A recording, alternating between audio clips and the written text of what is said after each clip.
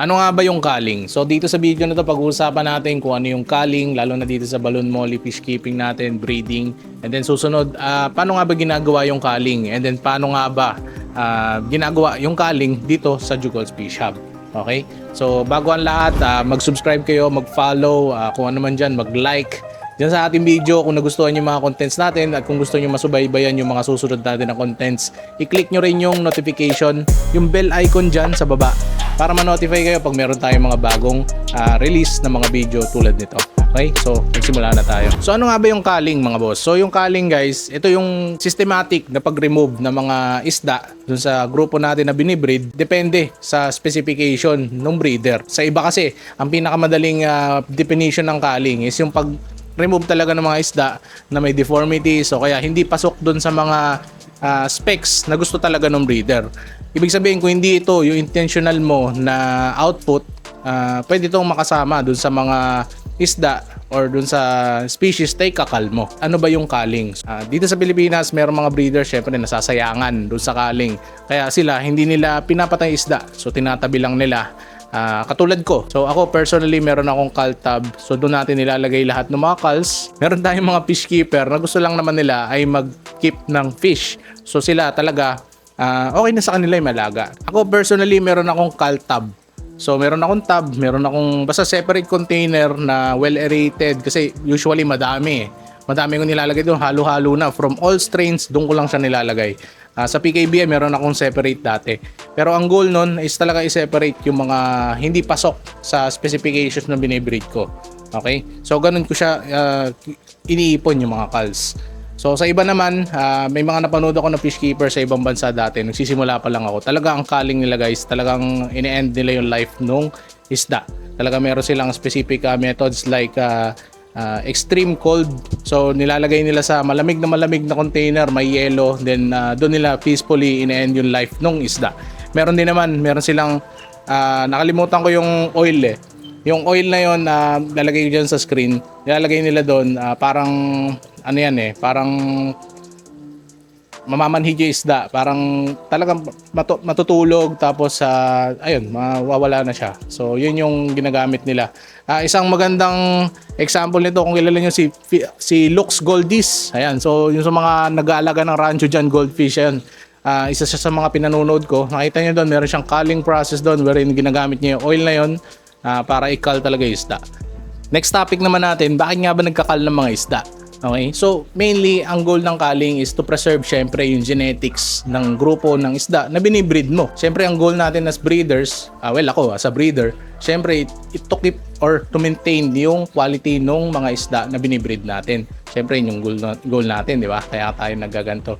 Dati wala akong pakialam dyan Nag-i-start ako talagang pet keeping lang, fish keeping. Ayan. Kaya nakita niyo yung mga isda ko dati, hindi naman ako maarte.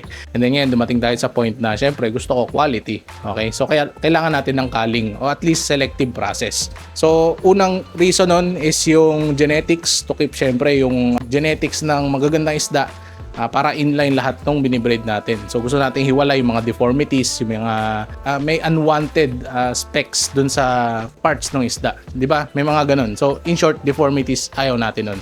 Yung kulay, syempre dapat uniform dun sa target nating kulay. Syempre, yung growth ng mga isda. Syempre, meron tayo, let's say may 100 ka na fry, pinapalaki mo. And then meron dong mga culls. Let's say may 10% na culls. 10 pieces na isda na culls. Yung 10 pieces na yun, pag hindi mo tinanggal dun sa batch na yun, syempre 10 pieces na yun, kakain yun. Kakain sila. Mababawasan yung dapat yung 10% na feed na dapat mapunta dun sa 90% na good na harvest, mapupunta sila doon. So less yung natatanggap na nutrition nung good batch mo. So yung 10% na example lang yun guys, pero yung 10% na yun is consuming yung sanang good food na nare-receive nung 90%. So ganun lang yun sa pagkain. So sa growth nila. And then of course, nagko-consume sila na space, which is space that the 90% yung good batch mo magagamit nila. Alam naman natin meron tayong sinabi last time na mga hormones na nagsasaturate ng tubig at nakaka-stunt ng growth ng fish. Ayan, so less fish is better water quality. O kaya, di ba sa feeding, less waste. After yung feeding mo, syempre nagwe-waste yung isda. mas maganda yung water quality, di ba? Yung 10% na yun, kumakain yun, nagpo-produce ng waste. And then yun lang naman. So tatlo lang yun. So growth, quality, at saka feeding. Okay? So kung yung tatlo na yun, let's say sa 100 nga na fry, meron kang 10, so 10% yun. Yung 10% sana na growth, health, at saka quality na may bibigay mo dun sa 90% na sasayang dun sa 10%.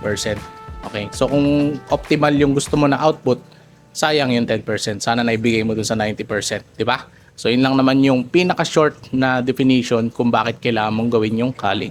One more reason kung bakit mag-cull, pero ito yung pinaka-less lang siguro yung nangyayari. Syempre, deformed yung cull na yun. So let's say deformed siya. Hirap siyang lumangoy, mahina siya, and then let's say meron siyang kapansanan na nakaka-apekto sa quality of life niya. Syempre, kapag ganun yung isda, mas mataas ang chance na magkasakit siya. Pag nagkasakit siya, pwede siya makahawa ng ibang isda. At syempre, mahahawahan yung tank mo, which causes a bigger problem. And worst of all, if namatay siya sa tank, di mo napansin, and alam nyo na yung mangyayari. So, maaaring mag-ammonia spike and then so on. So, iwasan natin yung mga ganong senaryo.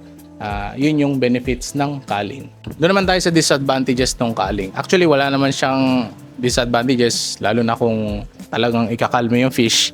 Pero syempre, as a fish keeper, as a pet keeper, nakakalungkot din na kung talagang gagawin mo yung tamang culling, which is to end yung life ng fish dahil hindi siya pasok sa standards, nakakalungkot din. So, I personally, di ko ginagawa yon.